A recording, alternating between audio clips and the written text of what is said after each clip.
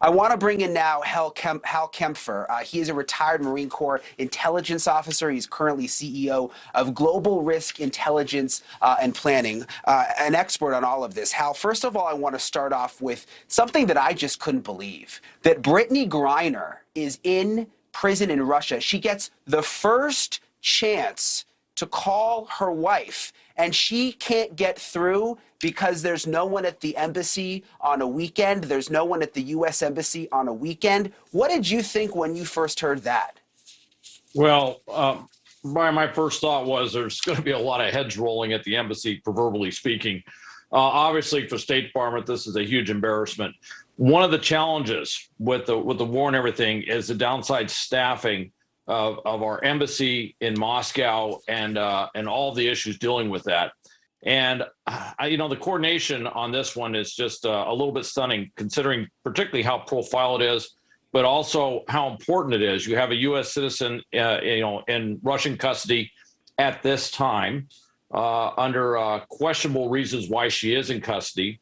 The rumors that they want to, that she's there to exchange for a Russian arms dealer. So there's kind of a not confirmed, but sort of a deal on the table to get her out and stuff. So there's a lot of questions to go with this, but I got to tell you, at the very least, State Department should have been on its game. And weekend is no excuse for not manning those phones. Yeah, they certainly were not on their game, it appears. And like you said, high profile. You would think they would have someone there to answer the call when she finally gets a chance to call out of the prison. I want to ask you how, obviously, she's a WNBA player, high profile, but still just a U.S. citizen compared to some of these other POWs who are obviously people who have been in the military. What's the difference in terms of how our government treats the situation? Well, we'd like to see all Americans that are held to be released back to the U.S., regardless of their status. But her situation, she is not a combatant. She's not in the war zone. She was picked up. Now, the part of the problem the Russians have is they say they picked her up for having cannabis oil. And one can go into the discussion, well, it's legal in the States or whatever. It's not legal. And if you're traveling with that, that's a really bad idea because that can happen in a lot of different countries. But the Russians have been so over the top in their statements, and it's very difficult to believe the veracity of anything that they say. So this could have been planted. This could have been a whole setup for all we know. With that said, we want to get her back. And the fact that they have ostensibly, although not confirmed, because things like this are never really known until they're known, if you know what I mean, that there's an arms dealer they want to release. It really does kind of smell like that she's being used as a bargaining chip to get somebody back.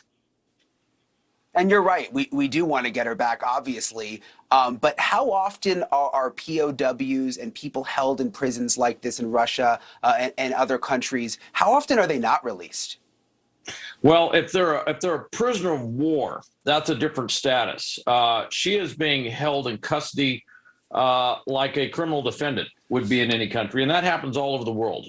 There's countries that have Americans in their prisons serving sentences.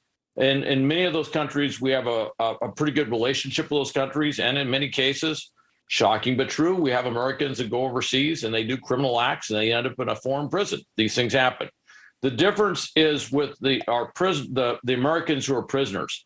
They were fighting for the Ukrainian military. They were there as combatants in warfare. Thank you for watching. Go to newsnationnow.com to find NewsNation on your television provider. And don't forget to click the red subscribe button below to get more of NewsNation's fact-driven, unbiased coverage.